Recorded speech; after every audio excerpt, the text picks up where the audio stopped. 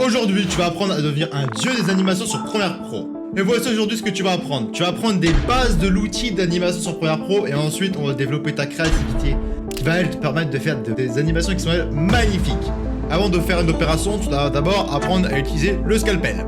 D'abord vite fait, commencer par apprendre les animations. On va créer un texte à la con. Exemple. Donc on va le centrer. On va commencer par apprendre les bases. Donc ici. Alors bon, la position, c'est ce que c'est. Aussi au passage, passe ton Premiere Pro en anglais parce que mon Premiere Pro est en anglais. Et je vais t'expliquer vite fait pourquoi. Toutes les ressources, quand tu télécharges des ressources, des assets, ou pas parce que tu télécharges sur internet ou que quand tu vas voir des formations, en général, c'est en anglais. Et c'est la meilleure des langues à utiliser. Parce que tout est disponible en anglais, donc tu vas pas te faire chier à devoir réapprendre les effets, comment que ça s'appelle, tout ça, le quoi du comment et du pourquoi. Donc, passe en premier. Pour passer en anglais, tu fais CTRL F12, tu cliques sur les trois petites barres ici, Debug Database View, et tu cherches un truc avec écrit. Tu tapes application, hop, et ta application language. Toi, c'est écrit FR et tiré du bas, FR en grand, tu mets EN, écrit comme ça. Tu fermes et tu redémarres. Commence par expliquer les bases. Bon, les positions, c'est la position du texte, l'échelle, la rotation et le point d'ancrage. Alors ça, vite fait, faut que je t'explique. Qu'est-ce que c'est le point d'ancrage? En gros, c'est le point depuis lequel les animations vont commencer à tourner. Comme là, par exemple, si on prend une encre, l'encre, elle commence à tourner à partir du point ici. Et si le point d'ancrage, il est au milieu de l'encre, on peut voir que ça tourne à partir d'ici. Et quand on regarde le texte, on peut voir que le point d'ancrage, il est au milieu ici. Quand on regarde, le texte s'agrandit à partir de là. Le texte, il va aussi tourner autour de ce point. Donc si on déplace ce point à un endroit précis, comme par exemple au niveau du E, qui est ici, on va commencer à tourner à partir de ce point-là. C'est super important de savoir ça. Donc nous, on va caler le point d'ancrage au milieu, à peu près ici. Comment qu'on fait une animation? Donc pour ça, c'est super simple. Pour faire des animations comme là, par exemple, disons que je souhaite faire bouger le texte de gauche à droite. Première pro qui crache. Le Premiere Pro et la crash, ça m'a rouvert complètement un autre projet que celui que j'ai demandé. À prendre le chien. Donc disons que le chien, je décide de le faire bouger de la gauche à droite. Comment que je fais? Donc pour ça, on a des trucs qui s'appellent des images clés. Donc tu mets une image ici. Par exemple, disons que je souhaite faire bouger le chien à partir depuis 0,0 jusqu'à la seconde 2. Je veux qu'il soit à droite. Donc je le dépasse à droite. Et comme on peut voir, on a deux images clés. Et maintenant, on regarde. Le chien il bouge, mais l'animation elle est complètement plus que dégueulasse. Elle est très Il n'y a pas d'accélération et surtout l'arrêt est brutal. Nous ce qu'on va faire, clic droit, interpolation temporelle, is out en français c'est écrit, c'est quand en bas. Et en français, encore une fois c'est écrit, tu mets is in. Et c'est obligatoire dans cet ordre là. On peut voir, l'animation elle est bien faite. Si maintenant on fait l'inverse et qu'on se trompe par exemple, on peut voir que le courbe elle est extrêmement nulle à chier, elle est droite. Et que l'animation elle reste brute. Là on regarde l'animation. Elle accélère et elle décélère. Et là elle est propre. Mais il manque toujours quelque chose. Alors, donc maintenant, je prends une batte de baseball et je décide de la faire tourner sur soi-même. Au passage, n'hésite pas à mettre des raccourcis pour ça, parce que comme ça va aller beaucoup plus vite. Voilà. Ça marche, mais il manque quelque chose, genre le flou de mouvement. Du coup, là, t'as appris à peu près les bases de l'animation sur Premiere Pro. En vrai, c'est super simple, c'est juste ça. Maintenant, on passe à la partie avancée de l'outil. Donc, on peut voir, ça marche, mais il manque du flou de mouvement. Donc maintenant, je rajoute du flou de mouvement. Allez, regarde. On a vu qu'il y a du flou de mouvement, c'est beaucoup plus beau. Mais malheureusement, il n'y a pas de bouton comme sur DaVinci Resolve juste pour ajouter du flou de mouvement. Non. Pour ça, il faut utiliser une fonction beaucoup plus compliquée que ça. L'outil s'appelle Transform. L'effet s'appelle Transform ou Transform en français. Et le problème, c'est qu'il est super compliqué à utiliser parce que l'avantage de Premiere Pro, c'est qu'il est complexe, qu'il est bien blindé le logiciel, il y a plein de fonctions, mais le problème, c'est qu'il est compliqué sa manière à l'utiliser. C'est-à-dire que là, ce que je vais t'apprendre, j'ai mis 6 mois à l'apprendre. Que personne ne me l'a appris. Donc là, maintenant, j'ai mon fichier vidéo de base.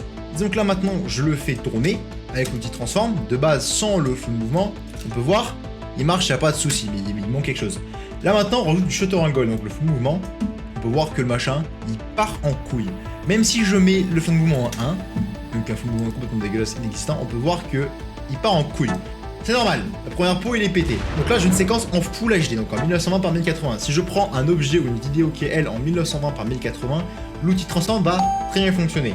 Mais si je prends un objet ou une vidéo qui est soit plus grand ou soit plus petit que la séquence actuelle, ça va complètement partir en couille. Pourquoi? C'est comme ça Premiere Pro, on va pas chercher à comprendre. C'est pour ça qu'il y a un truc qui s'appelle, on peut créer des séquences imbriquées ou nest une séquence en anglais. Et en gros, qu'est-ce que c'est? En fait, ça transforme tous tes objets et ça les transforme en vidéo rendue. Comme là par exemple, disons que je prends ma batte de Seb, si je prends tout ça, je fais clic droit et que je fais nest ou imbriqué en anglais, non en anglais en français, je mets ça bas gauche parce que pourquoi pas, on peut voir que la couleur a été transformée et que si là maintenant je décide de zoomer, on peut voir que tout est zoomé en même temps. C'est comme si tu faisais le rendu de la vidéo quoi. Alors du coup pour ouvrir la séquence, je fais double clic dessus, ça t'ouvre comme si c'était une timeline. Et que là maintenant je mets l'outil transform, on peut voir ça marche. Et là maintenant ce qu'on va faire, donc là je t'ai appris vite fait le gros de l'outil d'animation sur Premiere Pro. En vrai c'est super simple. Et maintenant on va développer la partie la plus importante, qui est la partie de la créativité. Parce que si tu n'as pas la créativité dans ta tête, ça va pas fonctionner. Et pour ça, il y a plusieurs manières. Soit tu t'inspires en regardant d'autres gens, soit tu te poses pendant 45 cycles. Tu peux te dire comment on va animer ça. Mais la manière la plus simple de te développer un esprit créatif, c'est que tu puisses t'inspirer de quelqu'un et que tu vois qu'est-ce que tu peux faire avec ce logiciel. C'est pour ça qu'on va créer 3 animations complètement différentes et distinctes. Une avec, on va commencer une un peu cartoon, une professionnelle et une troisième complètement aléatoire, que tu vas voir un peu plus tard. Qui va, elle, surtout la troisième, va surtout te plaire d'une manière incroyable. On va commencer par une animation cartoon. Alors l'animation cartoon, ça va être basé sur quoi? En gros, on va prendre un chien, Dodge Dog, il va chercher un colis à sa porte, il le prend, et il le déballe, et tu verras qu'est-ce que c'est dedans. Et tu verras s'il est content ou pas. Donc, si tu vas voir, on va commencer par ceci, et donc, au fur et à mesure, je vais animer, et tu vas voir comment que je le fais, et c'est ça que tu vas pouvoir t'en inspirer un max. Et en plus, je vais te donner plein d'autres leçons, au fur et à mesure. Donc, l'animation du chien qui va chercher un colis, on va commencer par faire la scène numéro 1, qui est le chien en tant que soi qui est dans la pièce. On va sur Firefly par exemple, on va taper et on va faire un fond. En gros, Firefly c'est un site de génération d'images avec une intelligence artificielle. Tu prends n'importe quel site, ça fonctionne. Mais nous on va faire avec Firefly. Donc on va mettre le chien au premier du truc. Et là maintenant ce qu'on fait, on peut voir que l'écart, en fait le chien et le fond il est beaucoup trop uniforme. Ce qu'on va faire, on peut mettre une ombre portée. Donc t'as l'ombre portée, tu mets l'opacité à fond, ça c'est 0 et là. Voilà, et au pire tu fais CTRL-C et tu recopies. Voilà, et là le chien, on peut voir que maintenant on peut voir qu'il y a 2 plans distincts, alors que quand il n'y a pas d'ombre portée, ça fait moche. Et un truc qui serait drôle que moi j'aurais bien ajouté à l'animation, c'est lui qui pense à un os. Pour les images clés, au lieu de se faire chauffer avec des clics droits, je sais pas trop quoi, tu mets des raccourcis clavier. Si tu veux savoir quel raccourci clavier j'utilise, reste bien jusqu'au bout. Les gens ils aiment bien mettre le full mouvement à 180, ça en fait un petit peu, mais moi j'adore quand il y a beaucoup de full mouvement, ça fait beaucoup plus clean. Donc on va mettre 3 tonnes. Et là malheureusement qu'on peut voir, il y a 2 choix, soit je vais modifier l'image sur Photoshop pour ramener la bulle ici, soit ce que je peux faire, je vais sur l'image, je prends l'outil stylo, on va commencer par la bulle du bas. Hop, deuxième bulle, et maintenant, troisième grosse bulle. Voilà, et là maintenant ce qu'on peut faire, hop, on cale la bulle à un endroit, et là maintenant il faut aller chercher un os. Et là il peut se passer quelque chose, comme par exemple, là il y a un fond chiant qui est apparu. Et t'as pas spécialement envie d'aller dans Photoshop pour aller le détourer, ou utiliser des effets, ce que tu peux faire. Tu peux utiliser un truc qui s'appelle clé de couleur ou color key, tu prends, boum, tu mets la tendance à clé un peu plus élevée, et le fond blanc il a disparu. Et on va faire une animation de ça qui tourne. Bah le problème c'est que si on met juste le son de surprise, il manque quelque chose. Moi par exemple, parce que moi j'aime bien, on va faire cet effet là. Mais le problème c'est que comme on peut voir, j'ai des espèces de triangles, je sais pas trop quoi faire pour. Mais le problème c'est qu'on peut voir que c'est entièrement plus que dégueulasse. Donc ce qu'on va faire, on va d'abord invertir, et ensuite réal. Et on met la clé Luma. Hop, boum. Et là ça marche, c'est magnifique. Le pire si c'est pas très précis, on s'en fout parce que tu vas voir ce qu'on va faire. Et là on fait un gros zoom, et on fait disparaître de l'image avec du mouvement, et là regarde. Maintenant le problème c'est que vu que ça c'est une image, la porte ici, il faut réussir à la faire ouvrir. Comment on va faire? Regarde bien chef. Et là maintenant ce qu'on va faire c'est super simple. On va zoomer sur l'image, et on va prendre le truc, et on va l'entourer. Alors à la base, de base, il va te mettre le contour flou, je sais pas trop quoi, tu mets à 0. Et là maintenant, tu copies ça et tu mets au-dessus. Donc le truc du dessous, tu invertis. Là qu'on peut voir, hop, et si on dégage ça et qu'on l'éteint, on peut voir qu'il y a un trou. Là c'est génial. On va transformer le truc du dessous, on va le mettre dans une séquence, un briquet, on va nommer ça porte, obligatoire. Si je décide de faire tourner la porte, on peut voir qu'il y a un petit problème, mais c'est pas le plus ouf. Donc en fin de compte, ce qu'on va faire, la porte, on va la dégager au centre. Ou attends, si on la décale comme ça à droite, et que si là maintenant on décide de faire tourner le truc, il est génial. C'est-à-dire que si là je décale ça comme ça, voilà. Là maintenant c'est beau. Là maintenant faut rallumer l'image et aller foutre ça en bas. C'est à peu près pareil au millimètre près. Et là maintenant si on fait ouvrir la porte, waouh, c'est magnifique la porte, on peut la faire tourner sur soi-même. Et là le truc qu'on peut faire, on peut voir qu'il manque peut-être 1 ou 2 petits détails, ça fera pas du mal. Par exemple une couleur jaune qui sort d'en dehors de la boîte. On fait du glow. C'est vrai que là, du coup, tout au début, on va mettre ça à 0. Et ensuite, on va commencer à faire grandir ça. Et hop. Et là, on peut rajouter ça par-dessus en plus. En plus, comme ça, on va faire bien briller ce truc. Tu pourras trouver le résultat un peu plus loin. Mais pour l'instant, on passe à l'animation numéro 2. Voici l'idée. On va faire une animation très stylée, très basée sur le business. Et voici le script. Plusieurs individus ont plusieurs choix dans le monde du business. Soit ils peuvent décider d'être un winner ou un loser, et chacun des choix va mener vers un point ou vers un autre. C'est à toi de choisir. On va directement commencer par faire un fond.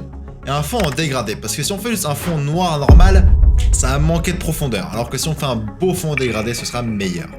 Et de plus, pour ajouter encore plus de profondeur, on va créer une grille sur Photoshop en 10 000 par 10 000 pixels. Comme ça, on va pouvoir la défiler en fond. Car comme ça, comme tu vois actuellement le résultat final, il y a beaucoup plus de profondeur et c'est beaucoup plus badass comme ça.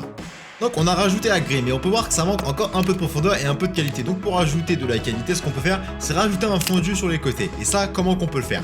Pour ça, on va rajouter un masque que l'on va juste entourer autour de la grille.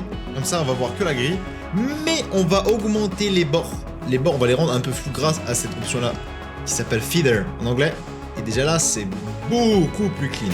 Et maintenant, ça va être super simple ce qu'on va faire. Maintenant, on va animer un perso qui va arriver. Pour ça, c'est super simple. Tu peux aller sur n'importe quel site pour aller télécharger un perso. Et là, maintenant, mon objectif, c'est de faire bouger son bras gauche. Et là, comment vais-je le faire? Encore une fois, tu vas détourer chaque objet pour avoir des objets indépendants. Et en fait, le point d'ancrage, tu vas mettre au point de là où est-ce qu'il va bouger. Et grâce à ça, on va faire une animation qui va pointer soit à gauche, soit à droite. Et ensuite, pour faire la carte, comme tu peux voir ici, bon, du coup, on a fait un rectangle. Mais le rectangle, si on le garde juste comme ça, en fait, il est moche. Donc ce qu'on va faire, on va l'arrondir pour que comme ça, il soit beaucoup plus beau. Et pour bien faire le trajet, la meilleure des choses, c'est tout simplement de faire un screen de ton truc. T'exportes ça, ensuite tu vas sur Photoshop, et ensuite tu fais un trait à la main sur Photoshop. Et ensuite, par-dessus, pour avoir le texte de fin avec écrit, c'est toi qui choisis, ou un truc dans le genre, tu prends un masque d'ajustement que tu mets, et dedans tu mets du flou gaussien. Et là, la couche d'ajustement, ce qu'elle va faire, c'est qu'en fait, tout ce qu'il y a en dessous d'elle, ça va automatiquement y appliquer l'effet. Et tout simplement, voilà, donc comme tu peux voir, ça fait un flou général.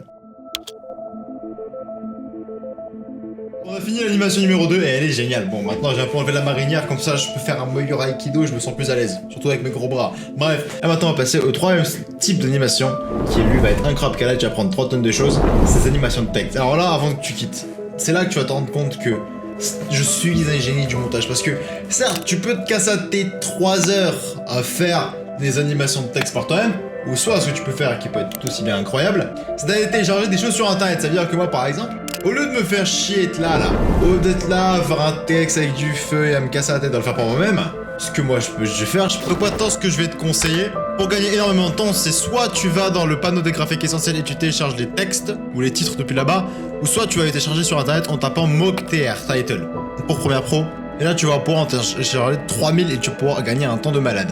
Aujourd'hui tu as appris tout ce que tu dois savoir sur les animations, mais il y a autre chose qui est lui tout aussi important que les animations à l'écran, c'est le sound design, car si tu connais pas le sound design, tes vidéos seront de la merde, et je suis vraiment sérieux, peu importe ce que tu fais. Donc si tu veux apprendre davantage sur le sound design, clique sur cette vidéo.